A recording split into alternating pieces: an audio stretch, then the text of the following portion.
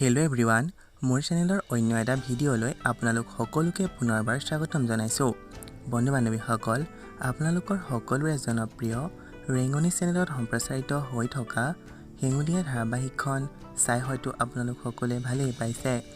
এই হেঙুলীয়া ধাৰাবাহিকত হৃদয়ৰ মাকৰ চৰিত্ৰত অভিনয় কৰা অভিনেত্ৰীগৰাকী আচলতে কোন হয়, তেওঁৰ প্ৰকৃত নাম কি, ঘৰ ক'ত, এই সকলোবোৰৰ বিষয়ে আজিৰ এই ভিডিঅ'টোৰ জৰিয়তে জানিব পাৰিব। গতিকে বলকচোন আজিৰ এই ভিডিঅ'টো আৰম্ভ কৰোঁ। বন্ধু বান্ধৱীসকল, হেঙুলীয়া ধাৰাবাহিকত হৃদয়ৰ মাকৰ চৰিত্ৰত অভিনয় কৰা অভিনেত্ৰীগৰাকীৰ প্ৰকৃত নাম হৈছে নিকুমণি বৰুৱা। তেখেতৰ ঘৰ হৈছে যোৰহাটত। বন্ধু বান্ধৱীসকল, নিকুমণি বৰুৱাৰ পৰিয়ালৰ বিষয়ে ক'বলৈ গ'লে তেখেতৰ পৰিয়ালত মাক, দেউতাক, এজন ককায়েক আৰু 5জন ভায়েক আৰু ভনীয়েক আছে।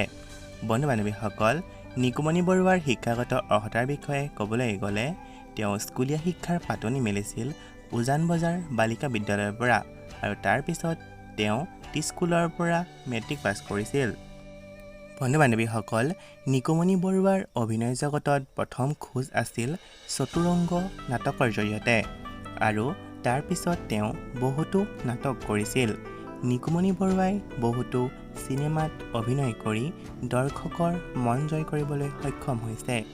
তাৰ ভিতৰত কেইখনমান হৈছে সপোন, ইতিহাস, টাইটানিক আৰু বহুতো চিনেমাত অভিনয় কৰিছিল। আৰু তাৰ পিছত তেওঁ বহুতো ধাৰাবাহিকত অভিনয় কৰিছিল। তাৰে ভিতৰত হ'ল ৰজনীগন্ধা আৰু বহুতো ধাৰাবাহিকত তেওঁ অভিনয় কৰিছে। আৰু বৰ্তমান তেওঁ হেঙুলীয়া ধাৰাবাহিকত হৃদয়ৰ মাকৰ চৰিত্ৰত অভিনয় কৰি দৰ্শকৰ মন জয় কৰিবলৈ সক্ষম হৈছে।